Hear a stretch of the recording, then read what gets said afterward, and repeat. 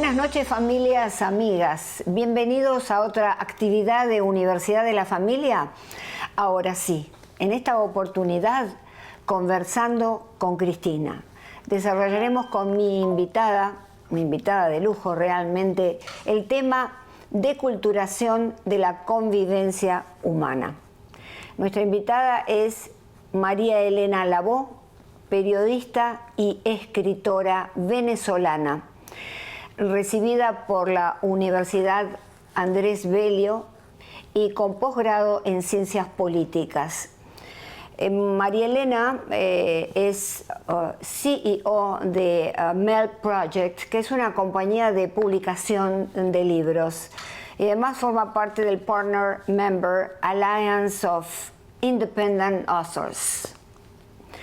Los libros de María Elena, muchos de ellos premiados, son para destacar.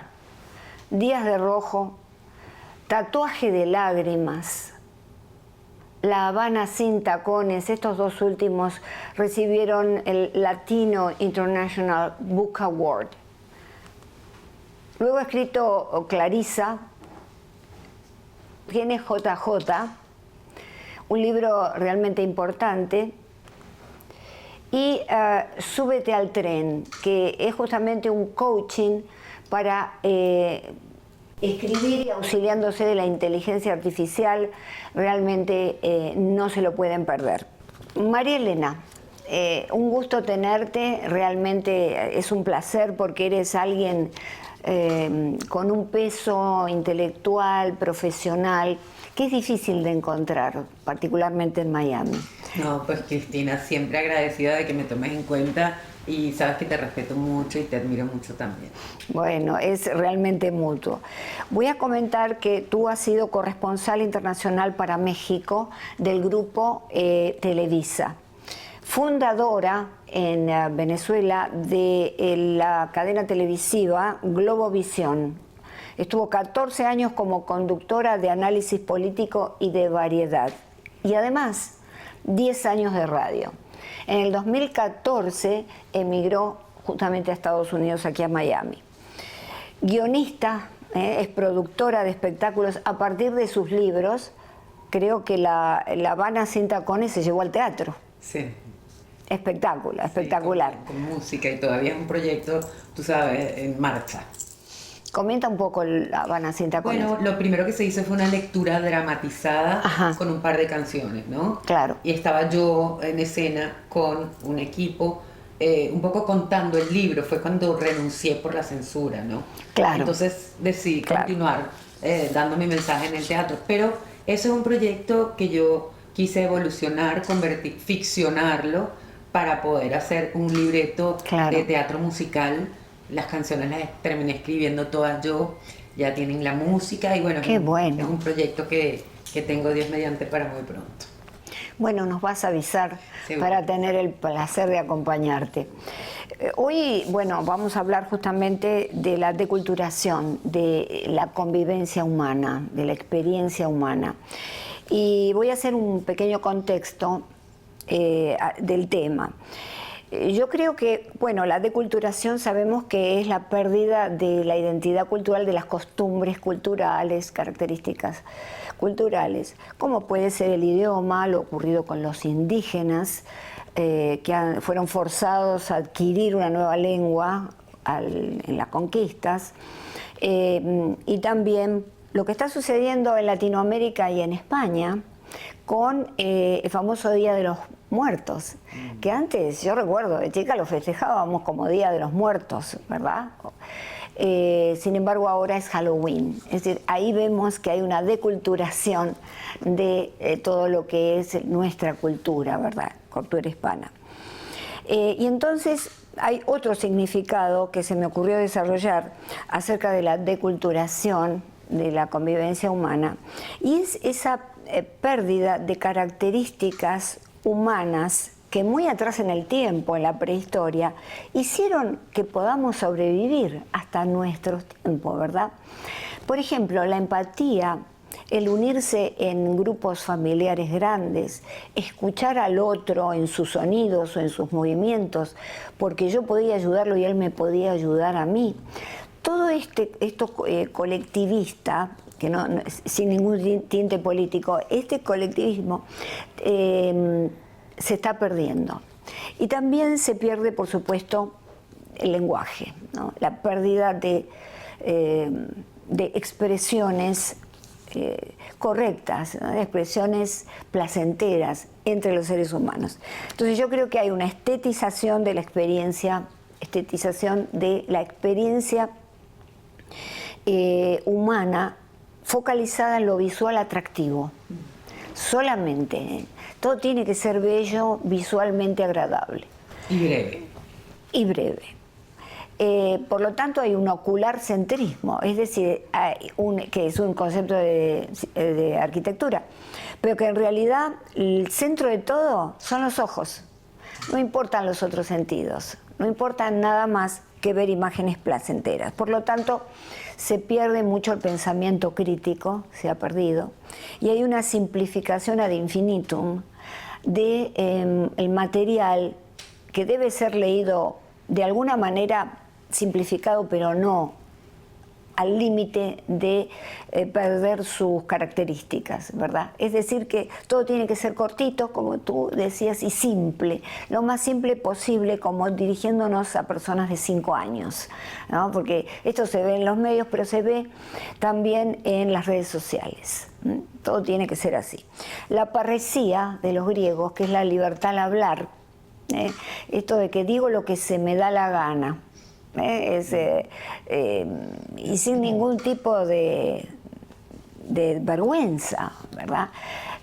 Foucault, por ejemplo, alababa esto de la parresía, los griegos no tanto. Y por supuesto hay una muerte de las tradiciones y mucho nihilismo, es decir, no creer en nada. Esto es algo que nos está pasando. Tú, como una gran periodista que eres, como escritora, pero primero como periodista, ¿cómo viviste este desmembramiento del lenguaje y de las relaciones humanas desde Venezuela, en Venezuela hasta aquí? ¿Cómo lo has vivido? Bueno, yo creo que he sido un testigo de primera fila de un proceso de descomposición que arrancó con un proceso de involución política en mi país. Estoy hablando de la irrupción de un militar golpista que pretendió tomar el poder por la fuerza, no pudo, tuvo que plegarse a la democracia, tuvo que ir a elecciones para llegar al poder, y los venezolanos se lo dieron. Los venezolanos, cansados de la ineficiencia, entre comillas, ¿no?, de la democracia, le dieron el voto. La clase política y la clase pudiente le dieron el voto porque pensaron que lo iban a poder manejar, dominar, y aquí todo el mundo quedó contra la pared. La irrupción de este personaje en la vida pública y política de Venezuela cambió el lenguaje de una manera insólita. Este era un hombre, un gran comunicador, un hombre muy sagaz, era inteligente. No era el que tenía el mejor vocabulario, no era el hombre más enriquecido intelectualmente, pero era muy inteligente. Este hombre comenzó a difundir un lenguaje que lo distorsionó y lo cambió todo. Hasta el género de las palabras, de allí viene, no fue Maduro, fue Chávez el que empezó todo esto, ¿no? Y a imponer un lenguaje, a renombrar instituciones, a renombrar costumbres, hasta cambiar los símbolos patrios, Cristina. O sea, aquí estamos hablando de que este hombre intervino no solamente el lenguaje, sino la forma de comunicar. Se encadenaba por 10, 12 horas, 8, 5, cuando quería. Desculturación. Totalmente. Y él estaba consciente de esto. Este hombre tenía su estrategia, y la estrategia era esa: desculturizar al pueblo venezolano y sembrarle la nueva cultura de acuerdo al proyecto político que él traía, y lo logró. Lo logró, porque los venezolanos comenzaron a hablar de otra manera.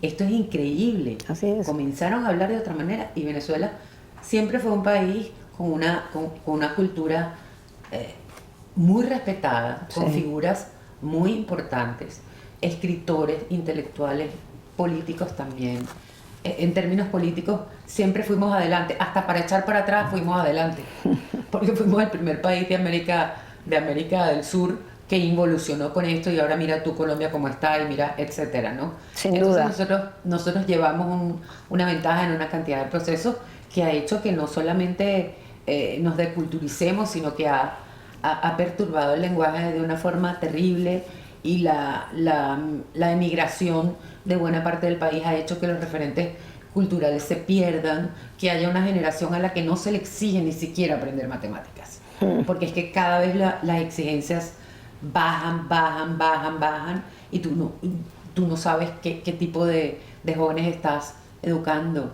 Todo se les perdona, todo en digamos, para ocultar la ineficiencia de un Estado que lo ha perturbado todo, que lo ha desmerecido todo lo que Venezuela había avanzado lo desmerecen por capricho, por resentimiento. Claro. Y esto ha hecho un daño terrible, Y ha hecho un daño tremendo.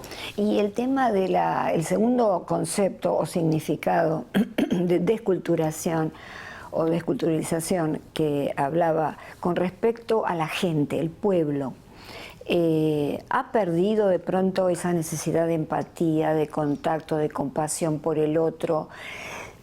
De alguna manera se desgajó toda esa desculturalización, digamos, de la experiencia humana, de la condición humana. Yo creo que ese es otro de los aspectos donde esta supuesta revolución venezolana se afincó para sembrar el odio y el resentimiento y el enfrentamiento, ¿no? Que lo estoy viendo en términos políticos aquí, en el primer país del mundo, y es muy triste, ¿no? Pero yo creo que ese fue otro escenario donde este encono de este hombre germinó, y terminamos enfrentados, los pobres contra los ricos, los pobres contra la clase media, claro, y perdimos esa empatía. Sin embargo, yo le sigo apostando a nuestra naturaleza. El venezolano por naturaleza es un ser humano empático, 100%. Es una gente que si no tiene nada, comparte nada contigo, y lo hace con cariño, ¿no? Y yo creo que estos 20 y pico de años de sufrimiento están obrando ahora en favor de la recuperación de esa empatía, de esa solidaridad, que además a nosotros particularmente se nos da de una manera, yo creo que vienen los genes, ¿no? Porque somos muy comunicativos, muy extrovertidos, muy abiertos, no, tenemos un gran sentido del humor hasta en las peores circunstancias, ¿no? Entonces yo creo que al final eso lo estamos recuperando en el dolor, claro, en el proceso, ¿no? De sanar todo lo que hemos vivido. ¿Y cómo viste este proceso al llegar a Estados Unidos? Supongo, bueno, serían grandes diferencias culturales, pero después, con el tiempo, en estos años que estás aquí, se perdieron ciertas cosas también dentro de la cultura americana. La emergencia de las redes sociales, ¿tú crees que es un punto central o la causa fundamental para que esto suceda? Yo no sé si sea la causa fundamental, pero sí creo que es un tema al que hay que prestarle muchísima atención. Sin duda. A mí, por ejemplo, me preocupa el lenguaje universal de los influencers, ¿no? Todos hablan igual, Cristina. Claro. No hay vocabulario. Claro. No hay amor por las palabras. Es una fórmula. Exacto. Es una fórmula. Muy bueno. Si yo voy a hablar de un outfit, todos hablamos de outfits ahora. Sí. Sabemos. Sí. Entonces, es casi un guión. Siento que me queda bien. Me pedí esto. Sí, Cristina, claro. Me pedí esto en amarillo y en verde. Amé el pantalón. Es un uniforme. Sí, tal cual. Es un uniforme, y si no te lo pones, no entras a la función. Claro. Entonces, eso se está retroalimentando de tal manera que, bueno, no sé, es un ciclo. Espero que sea un ciclo. Y yo creo que las personas que podemos pensar, que podemos utilizar el pensamiento crítico como tú. Debemos oponernos y hacer un movimiento de contracultura, no para eliminarlo, porque llegó para quedarse, pero sí para neutralizar. Fíjate lo que decía Nietzsche, la dignidad del hombre está en la libertad de poder rechazar lo que el ganado le quiere imponer, en decir que no, cuando todos están esperando que diga que sí. Entonces, si empezamos a ser más las personas que decimos no, esto no lo hacemos, de pronto iniciamos un movimiento de calma de estas circunstancias. Yo creo que es importante, yo lo observo mucho, porque me interesa saber dónde es que se produce el enganche, ¿no? A mí probablemente no me enganche, yo entiendo y respeto que suceda, pero me interesa saber por qué esta generación se identifica tanto con eso. No porque yo quiera ser influencer mañana, es lo menos que me interesa. De hecho, pienso que gente de nuestra generación que entra en esos patrones, a mí me parece ridículo, porque nosotros tenemos cada uno su bagaje. Claro. Nosotros no somos de ciento, amé, ni nosotros no somos de eso. No, sin duda. Somos otra generación, tenemos otra manera de comunicar y estamos siendo testigos de un salto cuántico que nos trae la tecnología, que yo creo que no estábamos preparados para tanto, la verdad, honestamente. Pero es demasiado. Yo sí creo es un aluvión. Es un aluvión, pero bueno, hay que acomodarse y hay que ver cómo uno se inserta en eso, ¿no? Claro. No quiero que suene como una crítica negativa, sino un llamado de atención, porque puede ser influencer, puede hacer, pero yo creo que hice un post una vez y puse: señores influencers, tengan conciencia del poder que tienen. Exacto. Si tú eres un influencer de verdad y la gente está pendiente, tú tienes una responsabilidad. Exacto. Tienes una responsabilidad distinta a la que tiene el que no tiene feedback de nadie. Tú sabes que hay un autor, y se le pido al director que me ponga la imagen, que escribió La globa imbecilización, Víctor Hugo. Es decir, viene a ser la presencia de un proceso sistemático de deterioro intelectual y ético en las sociedades del primer mundo. Evidentemente hay un proceso de imbecilización. Estamos viendo que al perder una información correctamente contextualizada, al perder el pensamiento crítico, las funciones ejecutivas que se obnubilan cada vez más de nuestro cerebro prefrontal, prevalece la emoción, prevalece esto de lo que siento, ¿verdad? Y entonces no podemos ponerle un proceso de pensamiento a las acciones personales nuestras. Esto es una cosa muy importante para poder tomar decisiones adecuadas. Entonces yo creo que ese libro es muy interesante leerlo, porque nos da la pauta de algo que está sucediendo a nivel de la cognición humana, a nivel del ser humano. Como fue a nivel político el famoso manual del idiota útil, de Apuleyo y el hijo de Márquez, el manual del perfecto idiota latinoamericano. Fíjate que yo siempre recuerdo la situación en la que nos puso la pandemia, ¿no? A mí me llamó mucho la atención porque yo creo que fueron los 2 años que más trabajo yo he tenido en los últimos 10 años. Y eso fue porque la gente estaba encerrada en su casa. Sí. Además, atemorizada, con miedo, a lo mejor me muero mañana si me da este virus. Y entonces no escribí el libro que yo siempre soñé que quería escribir. Y ahí fue donde yo rebasé, ¿no? Mucha gente con ese propósito. En esa época, los niveles, porque vi las estadísticas tiempo después, los niveles de lectura aumentaron impresionante. Pero ¿tú sabes cuál fue el libro más leído durante la pandemia? El hombre en busca de sentido. Ah, yo lo leí, de Viktor Frankl.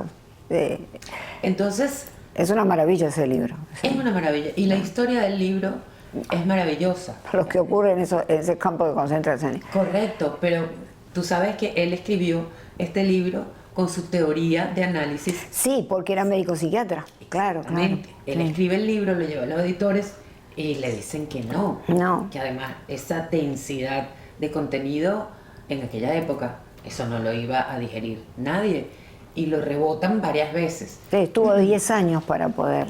Hasta que al final este editor, creo que era un editor judío, le dice, si tú incorporas tu vivencia y tu experiencia personal a este hallazgo que estás presentando, entonces podemos hablar. Y ahí es donde Franco... Sí, porque él no tenía como cierto temor a contar experiencias personales. Sí. Pero cuando le incorpora toda la historia de lo que vivió, entonces el libro se convirtió en otra cosa y fue el libro que más la gente fue a buscar cuando estaba encerrada en su casa. Claro. Entonces, todo esto que hemos perdido con la deculturización y todo esto que estamos hablando, está ahí. Es sí. a lo que voy, ¿no? Está ahí. Fíjate, cuando nos ponen contra la pared con un encierro como este, ¿a dónde vamos? Sí. ¿Qué es lo que buscamos? Sí. ¿A qué recurrimos? ¿No? Claro. Obviamente surgieron nuevas formas de comunicar. A mí me parece que esto de la pandemia no se ha estudiado todavía como debería, con todo lo que trajo, lo que cambió, lo que significó, ¿no? Nuevas maneras de comunicar. Yo conozco gente que hizo teatro por teléfono. Claro. Y llegó para quedarse.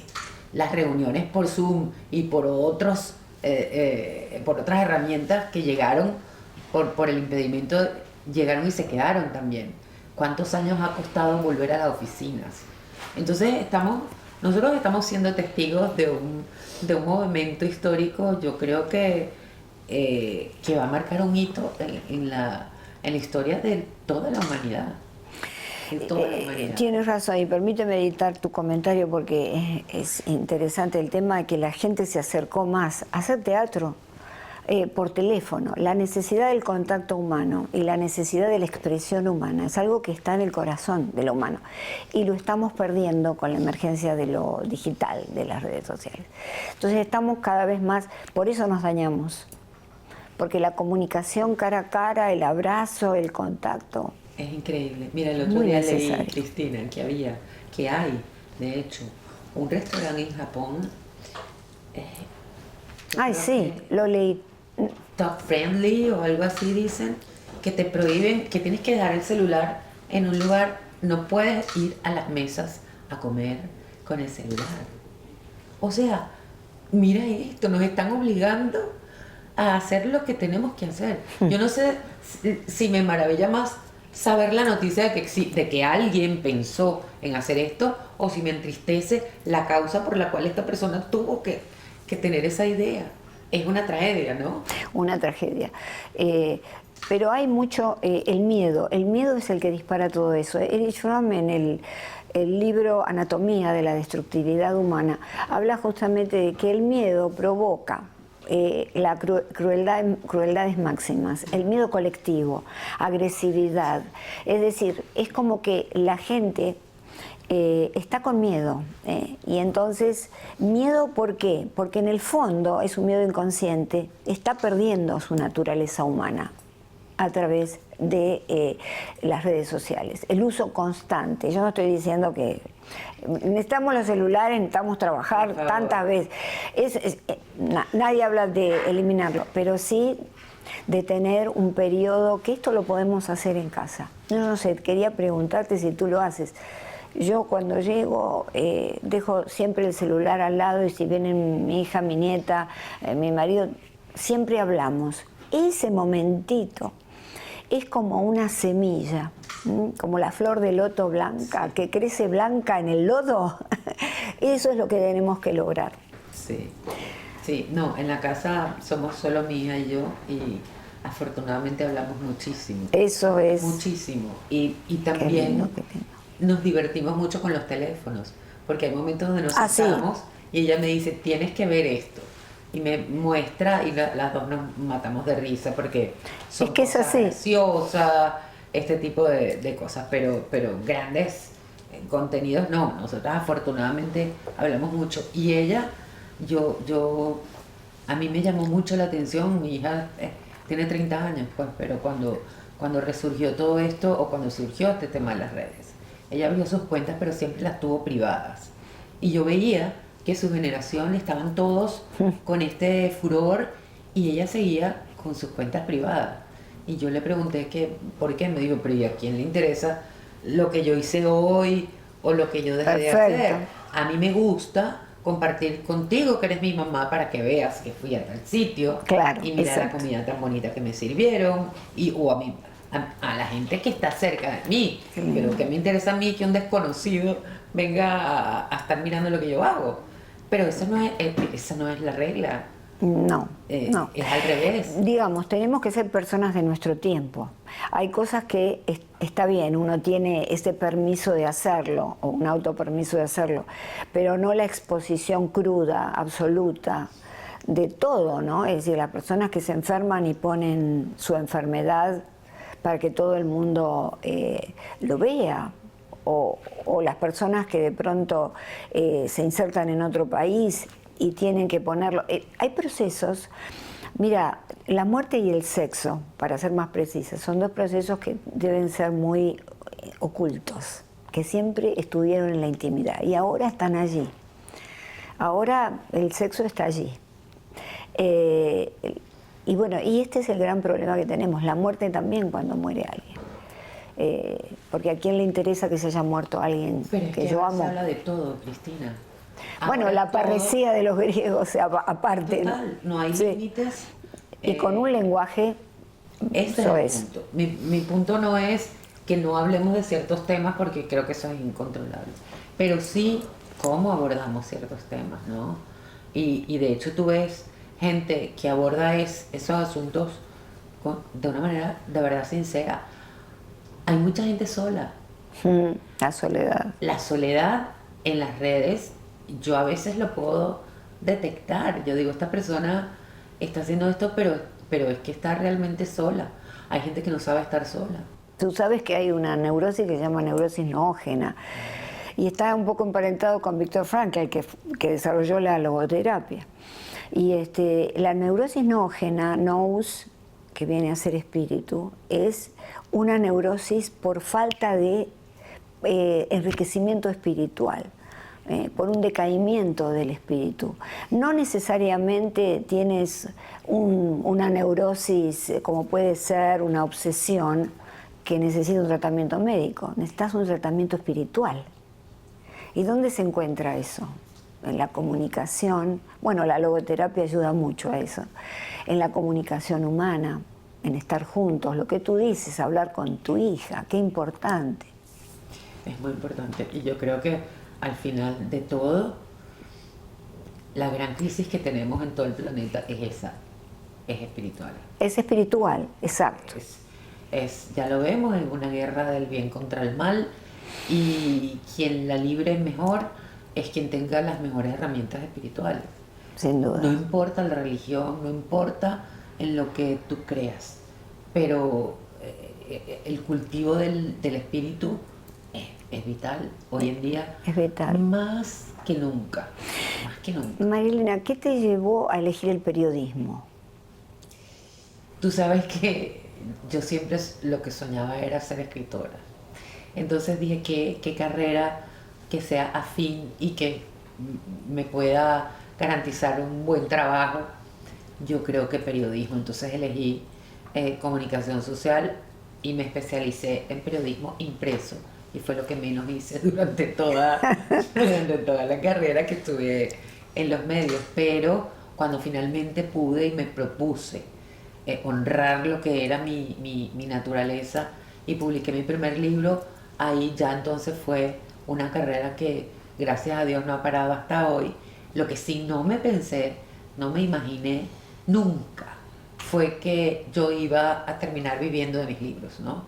Sí. Porque bueno, ya tenía una carrera, fue muchos años haciendo periodismo, pero fíjate tú que al tener que emigrar, el trabajo con el que me vine cuando emigré hace 11 años fue como escritora, y llegué a Miami como escritora, no como periodista.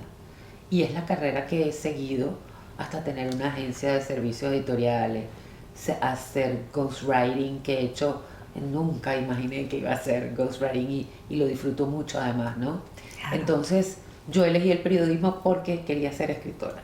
Esa es la verdad. ¿Y tuviste consentimiento de tu familia, de tus padres? ¿Te apoyaron? Yo me acuerdo, Cristina, cuando yo tenía 15 años más o menos, estaba en plena secundaria, y había un grupo de teatro. Los muchachos con los que compartía el coro de la iglesia, nosotros teníamos un grupo, tocaban batería, guitarra, era una música de nuestra generación, pero en la iglesia, yo lo disfrutaba mucho.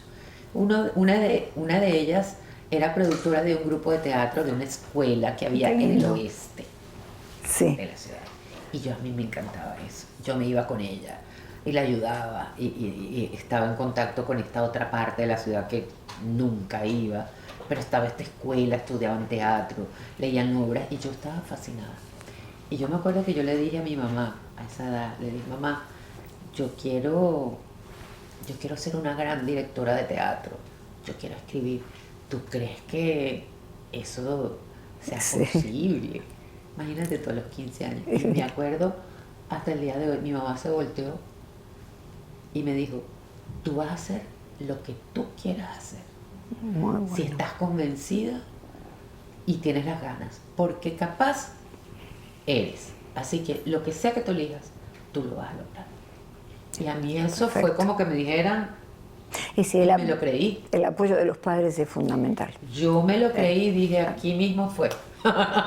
Y entonces, cuando dije, voy a estudiar periodismo, perfecto, me dijo mi mamá. Y mi papá, todo decía que sí. Sí, mi mamá decía que sí. Qué bueno. No hubo ningún problema, pero ningún problema. Yo estudié mi carrera perfecto, me fue muy bien. Después hice el posgrado hasta que, como te digo, empecé a escribir. Posgrado en ciencias políticas, ¿verdad? En ciencias políticas, sí. Y justo fue como un presentimiento, porque lo hice y al año siguiente el panorama político en Venezuela cambió de tal manera que yo dije, bueno, la intuición me llevó a tener esas herramientas porque me fue muy útil para el trabajo que tuve que hacer. ¿Cuál es el sentido de la vida, María Elena? Bueno, el sentido de la vida es hacer el bien, Cristina. Claro. Es hacer el bien porque haciendo el bien tú creces. Y al final todos estamos aquí para mejorar, para cumplir una misión y para crecer. A todos se nos promete la vida eterna, pero después que nos vayamos, ¿no? Después que cambiemos de plano. Y yo creo que el sentido de la vida es hacer méritos para ser como Dios, para honrar. A ti te dijeron cuando eras chiquita, fuiste creada a su imagen y semejanza. Sí. Tú haces milagros. Claro. Tú eres capaz de curar a una gente. ¿Cómo es posible que si a mí me dicen que soy hecha a imagen y semejanza de Dios, yo no haga lo que esté en mis manos para poder realmente... Es profundamente religioso tu concepto, sin duda, como todos los que somos... Yo soy católica, apostólica romana, entonces sí, tenemos esa visión, por supuesto. Tú sabes, a mí me criaron católica, yo estudié en un colegio católico y mi hija estudió toda su vida en el mismo colegio que yo y estoy muy orgullosa de la formación que me dieron.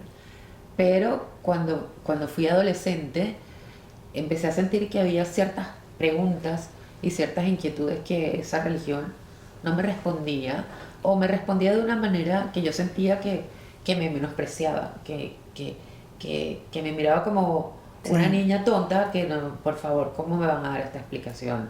O sea, la Virgen María, digo. Claro. No sé, X. Y yo empecé una búsqueda que sigue hasta hoy. Entonces creo que estoy convencida de que las religiones, todas, o sea, la institucionalización de la fe, cumplió un propósito muy importante, o cumple para quien elija permanecer. Claro. La institucionalización de la fe, porque impone una cantidad de disciplinas y orden que es importante. Sin embargo, yo me he atrevido a salirme de ahí y buscar estas respuestas Me parece perfecto. que yo necesito. Claro. Y las he encontrado aquí, allá. Entonces, soy más amplia en esto. Creo en Dios, por supuesto. No, es que para mí no hay otra posibilidad. Claro, no es exactamente. Y no es casualidad, Cristina, yo no sé si tú lo has visto, el hombre con el coeficiente intelectual más alto del planeta es un surcoreano. Uh-huh. Y este chico ha empezado a postear, iba a decir compulsivamente, pero no, es lo que se hace. Se institucionalizó la compulsión a postear. Para mí, pero yo no soy el promedio. Entiendo que esto hay que hacerlo si uno persigue una comunicación efectiva, ¿verdad? Bueno, este muchacho ha empezado una cruzada ya anoche, porque yo lo seguí inmediatamente. Él está en X. Ajá. Bueno, yo lo veo en X. Sí. Y el primer post que yo le vi, creo que fue el año pasado o a principios de este año, no sé. A mí me llamó la atención porque el primer post decía: yo, el hombre más inteligente del planeta, con un coeficiente certificado por tal, claro. tal, y da la organización todo este cuento. Quiero decirles que Cristo existe, que Dios existe, y que este es el mensaje más importante de nuestros tiempos.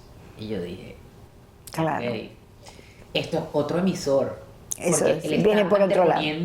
Claro. Su ventaja intelectual para hablar sobre un tema espiritual. Y te está diciendo, yo tengo las pruebas y se los voy a demostrar. Y ha comenzado esta comunicación que yo Qué me interesante. enlancé, porque Claro. dije, yo necesito saber qué es lo que él va a decir. Anoche le vi otro post con un libro en la mano que decía: estoy escribiendo un libro para contarles lo que les digo. Cristo existe, Dios existe y es lo más importante que nos ha pasado. Entonces, eso significa algo. Claro, sin duda. Sobre todo tiene mucho significado que uno se abra a la opinión de otros, a ver qué es lo que sucede, cómo es el desarrollo de esto.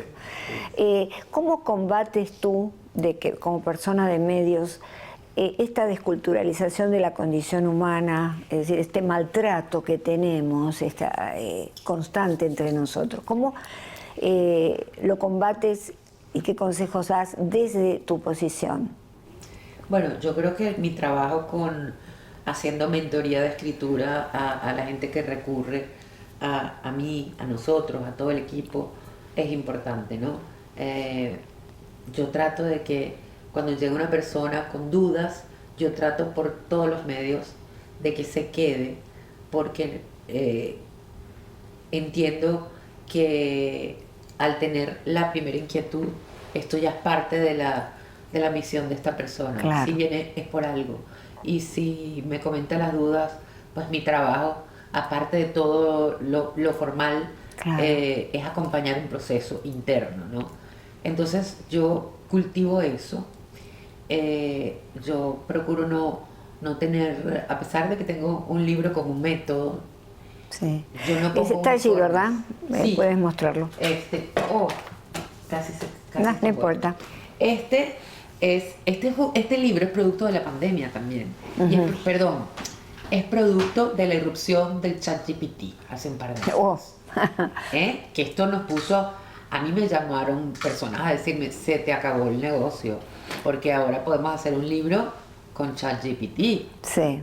Y yo dije, ok, a mí me gusta, y respondiendo a tu pregunta anterior, a mí me gusta el trato directo. Yo tengo un método, pero el método yo lo adapto a cada caso.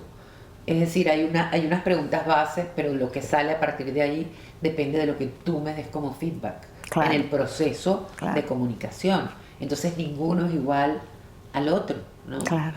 Y creo que eso es muy importante. Claro. Me había negado, a mí me decían: haz un workshop, haz una clase, abre un curso, dicta un taller.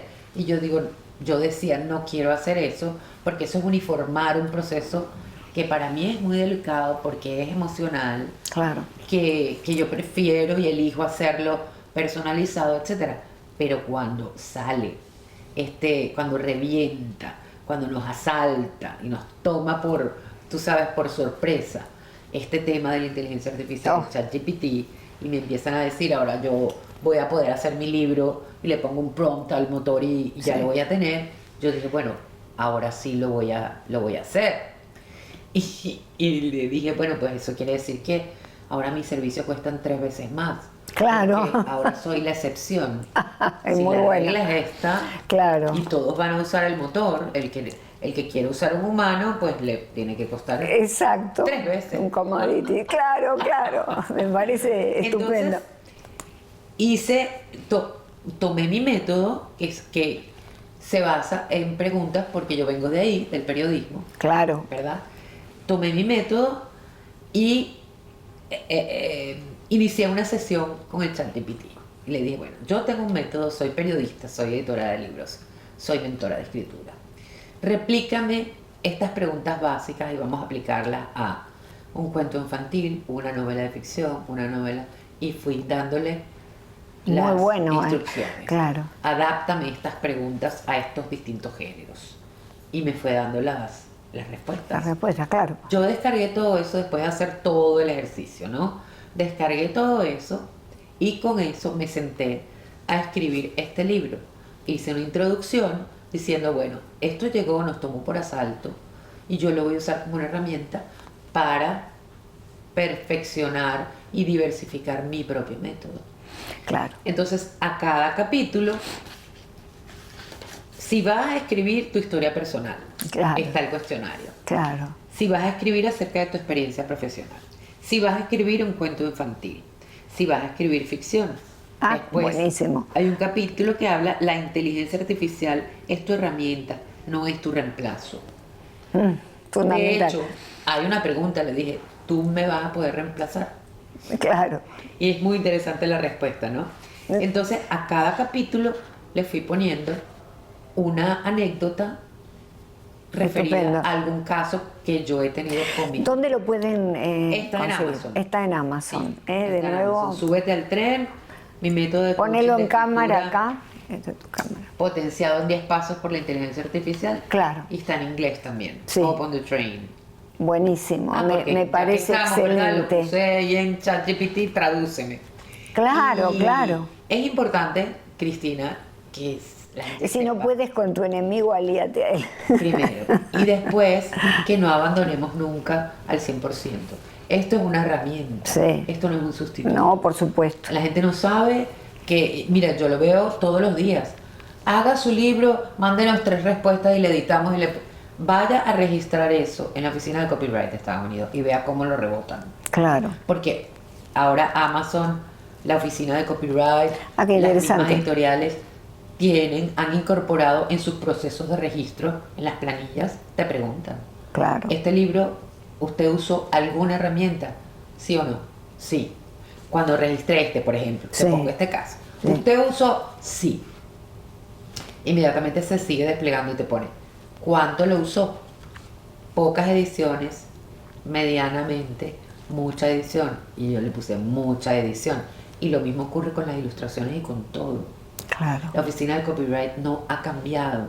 El principio sigue siendo el mismo. El copyright se otorga a creaciones humanas. Humanas. Esto Humanas. me parece una perla lo que acabas de decir. No es que acaba de cambiar el criterio no, siempre fue así. Si Sí. tú visitas la página, tú puedes leer. Sí. Yo me he leído cantidades de casos donde han fallado Sí. en contra, y no ahora que están los motores, pero antes por muchísimas razones. Por el uso de máquinas al programar una máquina de fotos, por ejemplo, hace tiempo. Qué Se interesante. cuestionaba, porque es que el principio fundamental ellos lo defienden al 100%. Yo tuve un caso, quise registrar un libro de poemas y las ilustraciones la había hecho mi equipo a partir de una imagen que fue retocada muchas veces hasta lograr lo que queríamos, con estilo, con colores, etcétera. Y al final la oficina me dijo, lo siento, pero Esto no, claro. las ilustraciones no. te doy el copy del texto, pero las ilustraciones son demasiado procesadas. Claro, claro. Sí, digamos, es muy interesante que le comentes esto al público porque muchos deben ver como un proceso simple un libro, dándoselo a ChatGPT y que me haga todo y ya está, ¿no? Amazon igual, cuando vas a subir el libro para publicarlo en la plataforma, Claro, no, Amazon no te tiene que otorgar nada, claro. pero es interesante que están coleccionando la data, porque te lo preguntan. Claro. O sea, llega un momento cuando te estás haciendo el upload del libro, Sí. te pregunta, ¿este libro usted utilizó algo Sí, de...? claro. Y si le pones que sí, No hay nada, igual. nada mejor que trabajarlo y que sea un proceso Sí, realmente orgánico y humano. Tienes allí otros libros. Muéstrame, Mira, este es el más reciente. si puedes traerle el otro libro. Este es el más Sí, reciente. sí. Este libro me llevó... Ah, lo tienes allí. Este libro me Ahí llevó está. como 8 años a escribir. Y bueno, pero es como Paso de todo. cada uno, sí. Este libro es ¿Quién es JJ? Más de 100 testimonios y una entrevista al estratega más prestigioso del mundo. Más perseguido, perdón, que también prestigioso. Es prestigioso, claro. Está entre los 10, ¿no? Que son Estuvo, más, o estuvo, claro. Ganó el premio del RIT Latino, Claro. que es un premio que se otorga en el mundo de la consultoría política. Claro, Importante. Y este es un libro muy especial. Me gustó mucho escribir sobre la vida de este personaje. Yo leo mucho biografías. Había leído, por ejemplo, Bueno. soy fan de Jacobson, el autor de Isaac, el autor de la bio de Steve Jobs, que también hizo la de Elon Musk. Claro. Me leí el libro de Michelle Obama. Me gusta este tipo de libros. Entonces buenísimo, muy, muy interesante, sin duda. y El este prólogo. es un personaje Sí. muy interesante porque, aparte de que es venezolano, es alguien que yo siempre admiré, es una mente privilegiada. Y ver cómo este hombre ha desarrollado una carrera con tanto éxito, es el estratega que más campañas presidenciales ha ganado. Pero además es un maestro. Él es una mente también con un coeficiente intelectual superior. Y lo interesante es que él nunca había hablado de su vida personal. Y cuando yo le propuse esto, que se lo propuse apenas llegué a Miami, muy, muy bueno. él me dijo, ¿tú sabes cuánta gente me ha pedido esto? Y yo dije, wow. Me está diciendo que no. Es cierto, ese libro debía existir y si no está, yo debía haber concluido que es porque no quiere. Claro. Todo eso me lo decía yo, ¿no? Pero al final me dijo, lo voy a pensar. Y una semana después me llamó y me dijo, mira, yo he seguido toda tu carrera. Yo te admiro por el trabajo que has hecho. Y por eso vamos a hacer. ¿Qué es lo que quieres hacer? Bueno. Me dediqué a entrevistar a este hombre por años. Por años. Pasaron cosas. Recuerdo que hace 3-4 años lo tenía listo y pasó toda la crisis en Venezuela de nuevo, el gobierno interino. Dije, tengo que parar porque yo tengo que hablar con este hombre sobre esto. Bueno, claro, en fin, hasta que los libros, yo siempre digo, tú no los terminas, no se acaban, tú tienes que parar. Claro. Y muchas veces también los libros hay que leerlos 2 y 3 veces porque se encuentran cosas distintas en la relectura. De acuerdo. Porque de pronto uno va cambiando el movimiento de sus emociones, entonces lo encuentra diferente. Estoy de acuerdo. El otro libro es Tatuaje de Lágrimas, que te ha valido un premio importante junto con La Habana sin tacones. Sí. Este libro estaba recién publicado cuando yo tuve que venirme, ¿no? Sí. Entonces yo me lo traje para acá. Esta es la versión que hizo la editorial en Venezuela. Pero tiempo después, yo los he ido, una vez que he recuperado los derechos de nuevo, yo los he ido subiendo todos a Amazon con mi compañía, ¿no? Claro, por supuesto. Y este libro fue muy especial, o es muy especial también. Porque de este libro yo saqué de un capítulo que me gustaba mucho, saqué un texto y se hizo un monólogo. Muy fuerte. muy fuerte. Y a mí me asombró saber que está basado en un caso real, pero yo lo ficcioné y creí que lo estaba llevando al límite, al extremo. Estoy hablando de que esta mujer toma la justicia por sus propias manos. Claro. Y yo creí que estaba exagerando, ficcionando al extremo cuando se hizo el monólogo. No me creerás, pero dos mujeres que lo fueron a ver me dijeron, esa soy yo salí hace poco de la cárcel. Oh. Y yo dije, increíble, increíble las cosas. Qué profundidad, ¿no? Del momento. Y me dijo, yo me identifico 100% con lo que dice esta historia, porque eso es real, me dijo. Maravilla. Bueno, entonces sí, es un libro muy especial. Este libro lo tradujo un americano muy querido que me tradujo a mí uno de mis libros, que falleció lamentablemente. Sí, que falleció lamentablemente. Lamentable, pero pudo despedirse. Sí, señor. Y esa versión tuvo mención de honor en London Book Festival. Ah, qué maravilla. Y el año pasado, o principios de este año, también se ganó el International Impact Book Awards. Oh. Es una historia, yo creo que sí, importante. que impacta mucho y llega mucho, porque todo lo que es violencia doméstica, indudablemente. Sí, entonces ahí también vemos, Cristina, qué es lo que permanece, ¿no? Sí. Porque hoy, por ejemplo, ¿quién se acuerda del Me Too? Sí. Esto es todo una ola. Pero el libro está ahí. Como la historia, sí. El libro siempre va a estar ahí. Claro. Y cuando tú pongas el motor de búsqueda, te va a aparecer el libro. No, y es importante que se lea, ¿verdad? Es importante. Claro, Es importante. por supuesto. María Elena, ¿tus padres viven? No. Si entra aquí tu mamá, ¿qué le dirías? Que la extraño mucho. Y que gracias por todo. Yo hablo con ella siempre. Siempre hablo con ella. Yo tuve con mi mamá una relación muy especial. Y mi mamá era una persona de imponer respeto, Cristina, te lo digo. Y fuerte, muy, muy conservadora, pero a la vez muy visionaria, ¿no? Era una mezcla importante, una mujer que nació en el año 36, pero fue vanguardista. Ella eligió trabajar toda la vida porque le gustaba ser autosuficiente. Y fue una mujer muy especial. Yo creo que para todos la madre es especial. A mí me sobrecoge el corazón cuando sé, porque hay casos donde las relaciones son traumáticas. Eso totalmente me genera una angustia muy grande, porque, por ejemplo, escribiendo ese libro de violencia de género, me acuerdo que en un momento dado paré y dije, ¿quién es la mamá de este hombre? ¿Qué pasó aquí? Porque todo el foco lo ponemos siempre en el agresor. Sí. Y es el demonio. Pero no nos detenemos a pensar qué hizo que este hombre fuera así. Sí. ¿Por qué es agresor? ¿Qué es lo que se detona dentro de esta persona?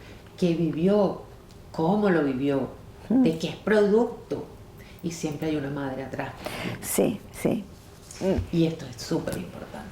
Hay alguien que dijo, solo una madre puede generar tanto daño en un individuo y tanto bien. Es decir, que sí, somos clave en el desarrollo de nuestros hijos y eso hay que tener cuidado. Absolutamente. Entra aquí María Elena a los 16 años. ¿Qué le dirías? Que siempre confíe en sí misma. Que haga caso a su intuición siempre. Y la intuición es una inteligencia. Sí, lo es. De primer nivel. ¿Y a ti te resultó? Yo creo que lo he hecho y yo creo que esa es aproximadamente la edad en la que yo concienticé que tenía intuición. Lo aprendí, pues. ¿Qué hay detrás de la vida cuando morimos? luz, luz. ¿Y qué No pasa? hay- ¿Qué pasa después? Bueno, yo creo que todos tenemos un alma, ¿verdad?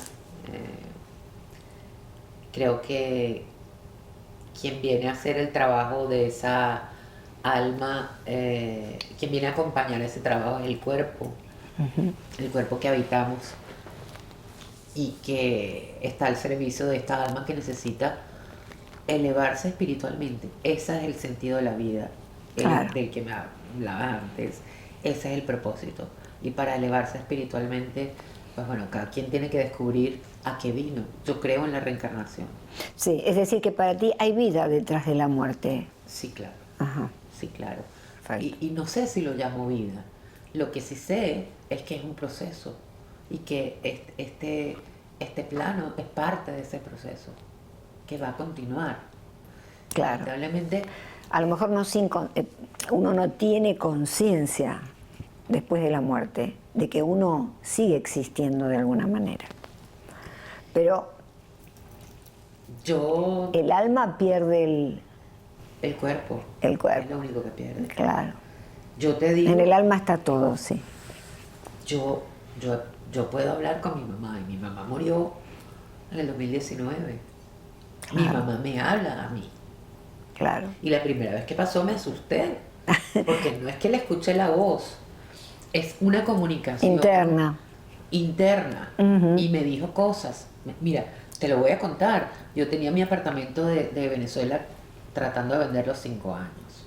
Y sencillamente no había ni una oferta. Estaba ahí. Mi mamá murió y como al mes de haber muerto yo estaba escribiendo. De repente siento, ¿sabes? Como Una energía que volteo y a través de la puerta había un espejo que reflejaba el arbolito que estaba en el ángulo allá. Y lo que tenía guindado era una foto de mi mamá. En el arbolito había una foto de mi Sí. mamá con mi hija bebé, porque mi mamá amaba la Navidad. Sí. Y yo me paré y fui al arbolito a mirar esta foto de mi mamá con mi bebé. Y sentí que me dijo, yo te voy a ayudar a vender el apartamento. Pero cuidadito con lo que vas a hacer después, porque a mí los números nunca se me dieron. Pero Mi qué mamá bueno. era mi administradora toda Claro, la vida. claro. De mi carrera, de mis ingresos, de mis clientes, de todo. Pero así debe ser para una persona intelectual y una persona que trabaja con ella se hacía cargo de espíritu, todo. Entonces claro. me dice, yo te voy a ayudar a vender el apartamento, pero cuidadito con lo que vas a hacer con el dinero. Es que mira, me erizo. Y yo me quedé estupefacta, Cristina. No había pasado una semana. Mucho. Me llama el realtor de Caracas y me dice que hay una oferta. Y mi apartamento se vendió. Entonces, yo sé que ella tiene conciencia porque me está diciendo estas cosas. Claro. Y yo lo puedo escuchar. ¿Por qué? Porque yo creo que es posible. Porque, vuelvo y repito, si a mí me dijeron que yo estaba hecha a imagen y semejanza de Dios, ¿cómo yo no voy a poder escuchar a mi mamá? Claro. ¿Cómo yo no voy a poder escuchar a mi papá? ¿Cómo yo no voy a poder sentir que una persona tiene un problema? Porque Claro. su energía me lo dice. ¿Cómo eso me van a decir a mí? Que eso es, que es brujería, que tú eres medium, que tú eres brujo. Ningún brujo. Es tu alma y tu capacidad de conectarte espiritualmente.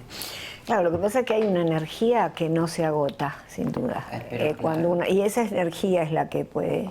Pero claro, Pero, claro. claro. Entonces, yo creo que esto es un continuo que así como tú cambias de carro, Claro. pues cambias de dimensión. Aquí tienes el Claro. cuerpo, más adelante no lo tienes. Claro. Pero tienes que Bueno, seguir. Platón ya lo decía, ¿no? Y muchos otros griegos, que la transmutación de las almas, ¿no? Que uno realmente pasaba de un estado a otro. María Elena, un placer realmente haberte tenido acá. Un placer. Realmente un lujo, y hemos hablado al principio de la Hemos hablado de todo. de todo, pero la deculturación un poco creo que en este sentido se detuvo porque ha sido todo muy rico y muy culturalmente humano, esta entrevista que hemos tenido. Espero que a ustedes les haya gustado, te agradezco enormemente. No, te agradezco yo a ti. Te abrazo con el alma. Y a ustedes, amigos, muchísimas gracias por haber estado escuchando esta entrevista realmente profunda, con una persona profunda, de esas con las cuales a uno le encanta dialogar. Los dejo con esta frase de Nietzsche, Friedrich Nietzsche: el hombre libre es aquel que puede decir no cuando todos esperan que diga sí, porque la dignidad comienza en el acto de resistir la presión del rebaño. Vamos a resistir esta presión que tenemos hoy, sobre todo sobre nuestros hijos, para neutralizarla con conductas amorosas, con conductas de acercamiento y de diálogo con los hijos. Los espero entonces en la próxima oportunidad y, como siempre les digo, cuídense y cuiden a aquellos seres que aman. Muchas gracias, María Elena. Gracias.